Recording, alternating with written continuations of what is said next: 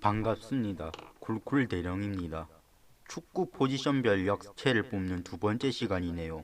오늘은 미드필더를 알아볼 건데 미드필더는 크게 공격형, 수비형, 중앙, 측면으로 나뉩니다. 그러면 시작하겠습니다.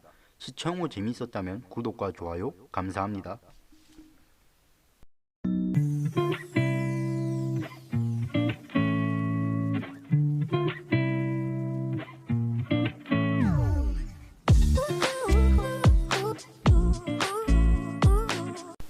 공격형 미드필더 디에고 마라도나.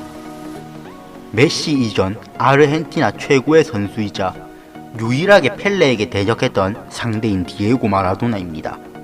가난하게 성장했지만 천부적인 축구 재능을 바탕으로 클럽 리그에서 성장해 나갔던 그는 당시 이탈리아 세리에 A의 최약체 팀이던 SSC 나폴리로 이적 후 팀을 우승까지 이끄는 역대급 활약을 하여 이탈리아 사람들에게 환호를 받았습니다. 또한 국가대표에서도 1986 월드컵에서 트로피를 들어 올리죠.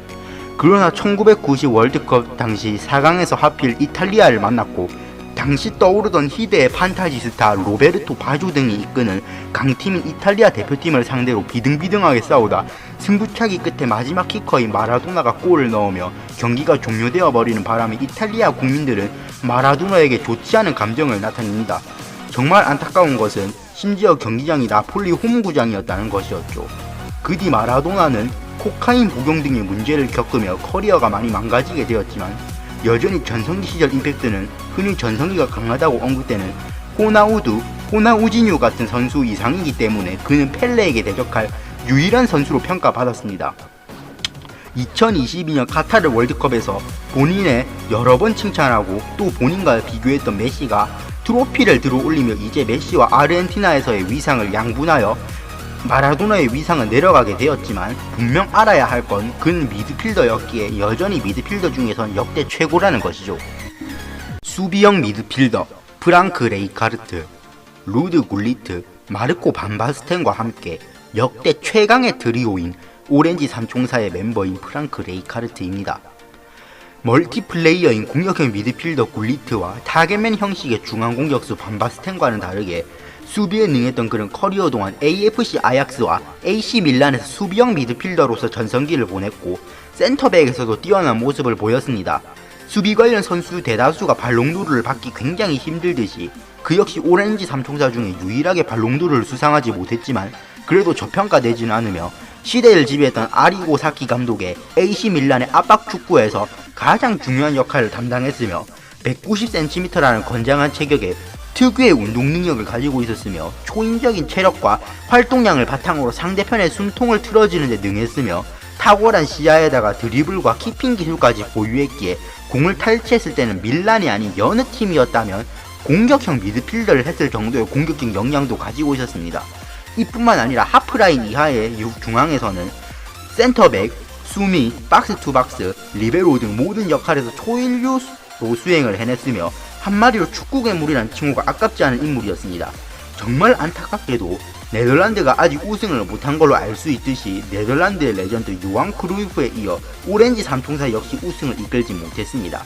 이후에 그가 데뷔하던 시기에 노장이자 대선배로 알고 지낸 크루이프의 강력 추천으로 FC 바르셀로나의 감독이 되어 본인만의 철학으로 본인의 팬이던 호나우지뉴와 당대 유망주이던 메시 등의 성장을 이끌며 2000년대 중반부터 2010년대 중반까지 이어진 전성기 바르셀로나 왕조의 기틀을 마련했다는 고평가를 받으며 이후 2016년 12월 언론과의 인터뷰에서 감독 커리어를 앞으로 이어나갈 생각이 없다고 밝히며 유유자적한 중노년기를 보내고 있다고 합니다. 중앙 미드필더 로타워 마테우스. 오렌지 삼총사 다음 가는 트리오 팀인 게르만 삼총사 중에서도 리더라고 평가받는 로타워 마테우스입니다. 디에고 마라도나는 수많은 선수들을 상대했지만 그 중에서도 마테우스는 그동안 같이 뛰어본 선수 중 가장 두렵고 강한 라이벌이었다. 이것으로 그에 대한 설명은 충분하다고 생각한다 라고 말하기도 했으며 위수들의 우상 프란츠 베켄바워 역시 그를 완벽한 선수라고 호평하기도 했었습니다. 실제로 마라도나는 1990년 월드컵에서 서독에 밀려 준우승을 하자 당시 월드컵 우승하는데 주역 중 한 명이던 마테우스에게 미넨을 떠나 함께 나폴리에서 뛰지 않겠냐고 물었다고 합니다. 그러자 마테우스는 전 나폴리에 가고 싶지 않았어요 마라도나는 저와 함께 나폴리에서 뛰고 싶어서 미넨까지 사람을 보냈죠. 현금이 가득 담긴 가방도 함께요. 너무 놀랐어요. 라고 말하기도 했었죠. 마라도나가 이렇게 인정한 선수라는 것만으로도 대단한데 그는 유러피언 우승과 방금 서술한 월드컵 우승 커리어도 있고 심지어 발롱도르도 한번 받았던 대단한 선수였습니다.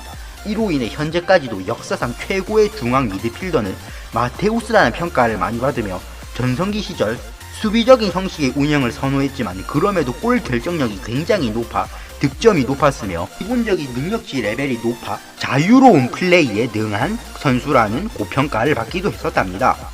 그러나 자존심 강한 성격 탓인지 감독으로 커리어는 영 실패했고 잘 알려지지 않았지만 결혼을 여러 번 하는 등 사생활적인 문제도 있었다고 합니다. 윙어 데이비드 베컴. 축구 역사상 최고의 선수 중 한 명이자 전 세계 축구 선수 중에서 단연 인지도가 가장 있는 선수 중 한 명인 데이비드 베컴입니다. 맨체스터 유나이티드라는 팀을 명장 퍼거슨 감독이 굉장히 오랫동안 이끌던 소위 맨유 전성기 시절 굉장히 빛났던 측면 미드필더가 두 명 있었는데 한 명이 왼발의 마술사 라이언 긱스와 한 명은 뚜렷한 시야를 바탕으로 팀에 정확한 패스를 보급하던 데이비드 베컴이었습니다. 특히 베컴은 모든 미드필더 윙어들의 우상이자 롤모델이죠. 긱스와 베컴은 전형적인 클래식 윙어로 활약했습니다.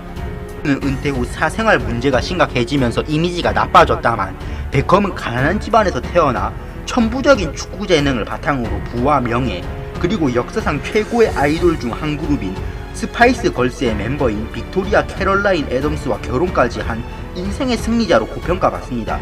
또한 긱스 사생활 문제의 주 원인이 불륜이었기 때문에 이에 베컴은 애처가이자 사생활적인 문제도 없어 긱스와 더 비교되게 되었습니다. 플레이 스타일을 종합적으로 보면 베컴은 축구 역사상 유례가 없는 유니크한 스타일의 윙어였으며 오른쪽에 배치되었을 때는 클래식한 역할의 윙어에 충실했고 중앙에 배치되었을 때는 중앙 미드필더로 할 수 있는 패스 정확도와 투지를 보여주면서 국가대표, 맨유, 레알 마드리드, AC 밀란, FSG, LA 갤럭시 등 거쳐온 모든 팀의 기둥으로 활약하며 팀에 활력을 불어넣었습니다. 특히 각도기와 같았던 크로스와 프리킥의 정확도에 있어 특히나 굉장히 뛰어났기에 호나우두, 호나우지뉴, 지단 등과 함께 비슷한 플레이 스타일을 가진 새로운 축구 선수가 나오기 힘들다는 평가를 받고 있는 레전드 중 한 명이라고 할 수 있을 것 같네요. 오늘 영상은 여기까지입니다. 시청해주셔서 감사합니다.